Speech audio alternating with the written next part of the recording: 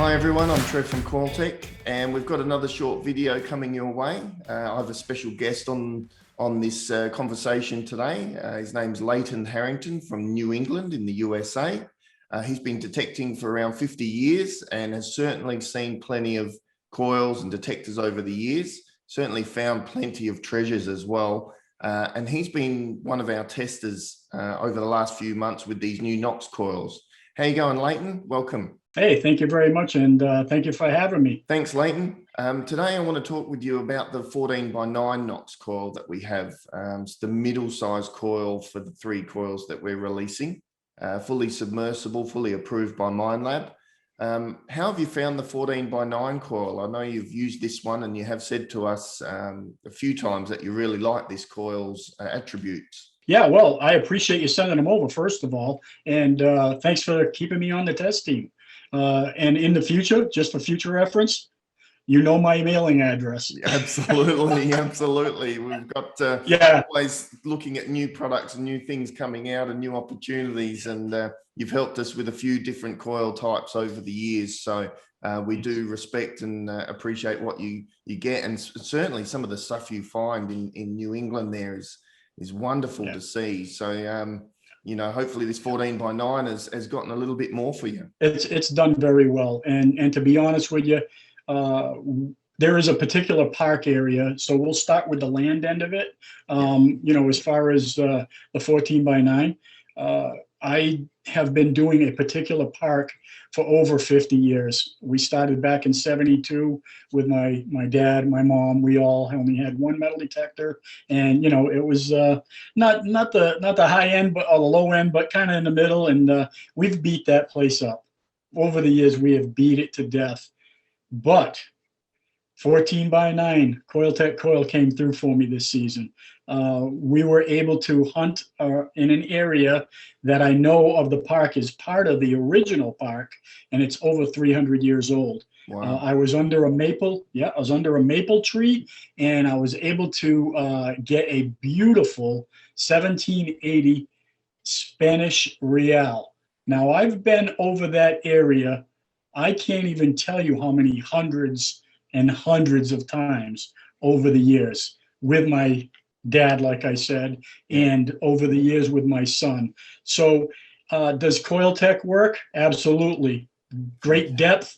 I actually have it on video as a recovery, and it was over 11 inches deep. That's fantastic. A Spanish real. That's, you know, how would that one have got there? And what performance attributes would this coil maybe have that, you know, shine that up to you more so than others? Well, I'm going to tell you, I don't know how it got there. That's always the big question. I mean, you know, hey, it's a slick coin, but we can tell what it is. It is a Spanish real. We used them here. Early colonists used them as our U.S. dimes. A 1 real would have been perhaps used as a dime. You know, maybe a 2 real would have been a $50, and so on. The bigger they were, the more they were worth. How it got there, like I said, I don't know, but I can tell you this: it was a dead stop in my tracks with the 14x9, repeatable over and over. It was a repeatable high tone with the Equinox 800. Now, I did have my son with me that day, and I had him come over with the Minelab coil on his Equinox, and he said that he thought it was junk. So with the numbers, you know, the response from it, obviously junk versus, you know, good tone, you know, what do you think sort of changed that to make you sort of stop to that for this time? Well, you know, I don't know the aspects between the elliptical end of it and the round, but I think that had something to do with it. There may have been just enough trash off to the sides that maybe perhaps the stock coil was catching, and it made it sound like junk to him. Yes. Whereas when I had the 14x9, you know, being elliptical and in the direction that I was hitting it, that's what I think made the difference, was the elliptical shape. Yeah, well, I mean, certainly elliptical shapes give you more maneuverability. The 14 inches, you get more coverage from it. So on those dry land and the parks, have you found that that's been a benefit? Yeah, oh, definitely a benefit as far as sweeping wise, yes. And, believe it or not, when we go early in the morning, we have a lot of dew on the ground. And when we're swiping from left to right, we can keep track of where we've been and where we're going. And I do a lot of gridding, and that coil is perfect for gridding. What about this coil in the wet sand, in the water and on the beaches? Have you used it much down there, and have you had any good success? Yeah, done very well on the beach also. A little big for my areas because I do hunt in between the rocks a lot. I always feel like I want to cover the ground as most proficiently as possible.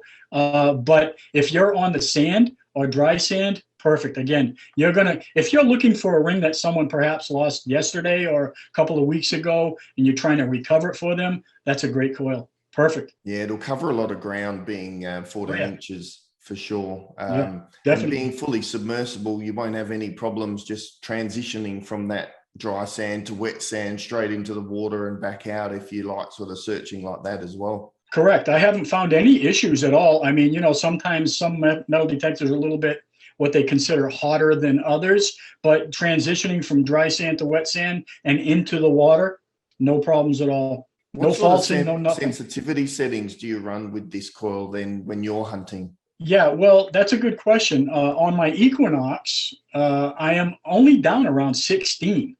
Yep. So a lot of people think that, a lot of people like to run it up around the 20s, 22, 23. To me, I don't feel like I need to run it that way. I'm doing good where I am, and I'm a big believer, Trevor, is if it's not broken, don't fix it. But that's just me. I try to be as simple as possible. Less is best. And if I can find or achieve my goal at the end of the day by running it at 16 or perhaps 17 on the Equinox, that's where I'm at. Yeah, and that's a really good point, is just to make sure that people find a good, comfortable setting where it's not livening up the ground too much with high sensitivity. Right. Sometimes you can get black sands and mineralization in different regions around the world, which can create extra target noise. So the detectors can be a little bit chirpy and unsettled, and sometimes it can mask or hinder your ability to hear those faint targets, because they're the difference between hearing the good tones, bad tones, faint targets that can, bring out some of those beautiful coins. Right. Yeah. Well, I agree. If it gets a little too sensitive, then you get frustrated, and then you might as well go home. Because if you get frustrated and you can't tell the difference between too sensitive of a machine and what you're trying to listen for a signal, you're fighting one against the other. But I always try to start, somewhere around 16, 17. Sometimes I'm a little lower, but for the most part, once I hit my noise cancellation, that coil has been sweet. Nice, no problems with being too overly active, or like you say with the black sand that we do have east coast of the United States. Yeah, it can be problematic if you're sort of pushing them too hard, thinking that you're losing depth because you're reducing that sensitivity. Sometimes by reducing sensitivity, you can actually hear more targets. If you go too high, you'll actually reduce depth and bring in more noise, which can hinder that performance. You don't want to be digging false targets, that's for sure. Yeah, that's right. You don't want to be wasting time digging false targets, because, like you said, frustration can lead to low concentration because you're just not really sure if this is working, and then you just give it in and you go home with an empty pocket. Our 14x9's always been a robust coil, and we know that the Equinox machine's quite a lightweight machine as it is. So we are expecting this coil to be a little bit more friendly for people if they're water hunters. But on the dry land, how have you found the balance? It seems like it's a little forward heavy to me, honestly. Can I swing it for a good hour and a half, 2 hours? No problem. Yep. I know some people are starting to use, and I think the reason for that is because the Equinox 800 is so light to begin with that the coil up front and being, and a lot has to play into that. Let me just explain a little bit. If you're a taller guy than I am, you're going to have that extended out pretty far. Mm. And if the further it goes out, the more front heavy it's going to be. Now, that doesn't necessarily mean that the coil is too heavy. It just means that it's just the way it is. You get a 6'4" guy that's got a long reach, that coil is going to be forward heavy. I don't care who you are. Now, a little guy like me, 5'10", I can swing it all day long. I know what it can do. And I think having how can I say, the confidence in the coil itself, yes, makes you forget how front heavy it can be.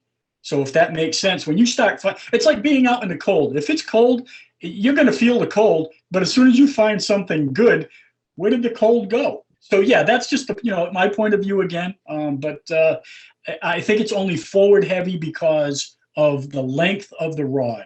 We do know that the coil is going to be heavier than the 11-inch stock coil, close to the 15-inch from our 15-inch coil as well.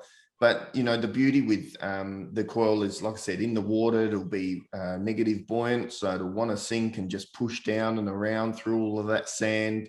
If you're using it in the dry sand, it'll be no problems pushing it through all those ridges and lumps and bumps that you've got to try and flatten them off to maximize depth.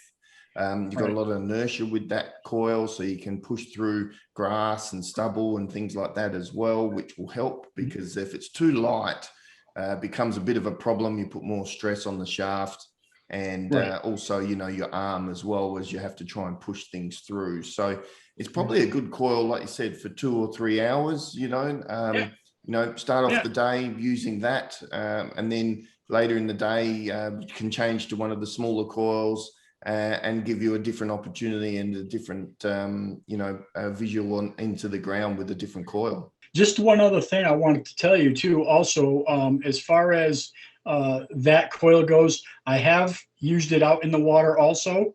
And that one, my second target, I dug a 14 karat gold bracelet. And that was my second target with that ever. Wow. Second target with the 14x9 out in the water. And then later on in the day, I did manage to grab a little gold ring, nice little wedding band, nice and thick. It certainly is a great coil. There's, what? I would put up with a little extra forward weight, to be honest with you, and achieve my goals, as no pun intended. But at the end of the day, it's what's in the pouch. And like you said earlier, it's the fun of the excitement of what is next, what's coming out of the ground. That's what I get a kick out of. I love it, and been doing this over 50 years, and I'm still anxious for the next day as soon as I come home. So you've provided with your company for me a whole new area again. So thanks, I really do appreciate it. Oh, you're very welcome. We love seeing the stuff that you find, and certainly I think this 14x9 coil will be a great option for people out there that want to use it.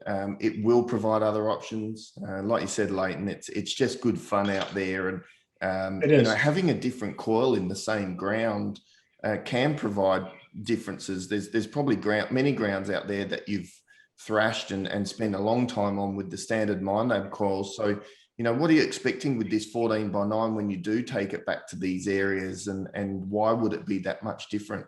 I'm expecting to retire. on the big $50,000 ring or $100,000 ring, is it? Yeah. Well, I want to tell you a little inside information. This year, I was called to do a ring return. I can send you the link. I was called in to do a engagement ring, and that's all I was told. It was lost a week before I got up there. I went up there with the gentleman. I used the 14x9. It turned out to be a $51,000 diamond ring. Holy cow. And you found it. Yeah.